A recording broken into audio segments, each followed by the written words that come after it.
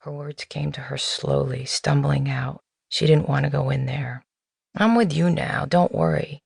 But I used to go with this girl, and she and me, we've done it in every dump from here to Old Town, from the MGM to the Plaza, end to end, and everything in between.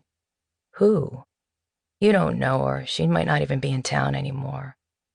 Told you, I don't like to hear about it. Don't worry, he said, and put his hand around her waist. He led her towards the bathroom. The girl started to get the spins, all the lights and slot machines and the people everywhere. She looked at an old man in a wheelchair playing video keno. He was missing both legs, cut off just below his knees. He wore an old brown Western shirt, a cowboy hat. His face was red from booze and gray with stubble. Jimmy opened the door to the bathroom and led her inside. What are we going to do in here? The girl asked and tried to smile. What do you think? What if we get caught? A set of fluorescent lights hung from overhead. The walls were pale white. There was a urinal, 2 sinks, and 2 stalls. Jimmy took the girl's hand and led her into the handicapped stall and kissed her. He ran his hand through her black hair and kissed her neck. He grabbed her shirt and pulled it over her head. He unconnected her bra and threw it in the corner. I don't want to get all the way naked. What if somebody comes in? No one will come in. He dropped to his knees. If someone does, we'll just have to be quiet is all. He took off her black leather shoes, unbuttoned her skirt, and pulled it down to her ankles. If we're going to do this, I need another drink. He handed her the beer he'd set on the tile floor. She took a long drink and finished it. He kissed her legs. He moved his hands to her thin black underwear and ripped them from her and threw them on the floor. Jesus, she said, are you going to buy me some new ones? As long as they're black and G-strings. He began kissing between her legs. They're uncomfortable. I don't mind, he said. You wouldn't, she said, and ran her hands through his hair. She wanted it to feel good, but she was drunk. It became difficult just standing. She took a hold of the rails. After a time, he stood up. He unbuttoned his pants. You all right? I think I am. He kissed her, then turned her around and she leaned over the toilet with her arms stretched out and holding onto the seat. Are you wearing a rubber? She asked, but she knew it didn't matter any longer.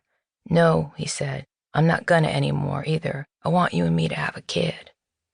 I'm only 22. I don't want to talk about that right now. I hate talking when I'm fucking, you know that.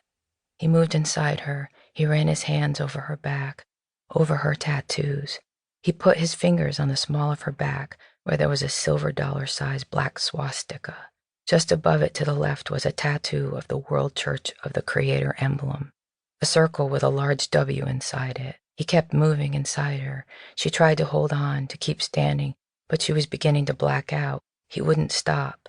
She tried to focus on the stainless steel pipe that was connected to the toilet, tried to read the words stamped onto it. When she fell, her head hit the metal pipe and cut a half-inch line above her left eye, just above the eyelid. Blood ran down her face as she lay naked on the floor.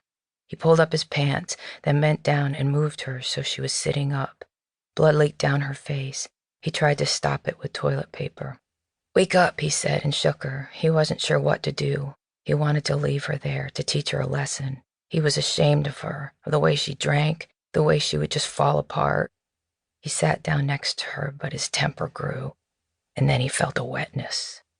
He looked down and she was urinating. He stood up and yelled at her again. Get up, he said over and over, and his voice grew louder, but she didn't move, and he knew he'd have to dress her and carry her out. He still knew people that worked there. He thought of everyone looking at him, sneering at him, making comments about him and his girlfriend. Maybe security would stop him. Maybe the police would come. He looked at her, at the blood again leaking, dripping from the cut. He saw the small pool of urine around her, and he kicked her, just once, but as hard as he could with his steel-toe boots, kicked her in the leg above the knee. Still she didn't move, so he reached down for her clothes and began to dress her. The basement. She woke the next morning in his apartment. It was a studio that had been built in the basement of an old house. It had concrete floors, an unfinished ceiling, and cinder-block walls painted white. She could hear the TV in the background. It was still early, just past sunrise, and light was beginning to hit the small window above the bed.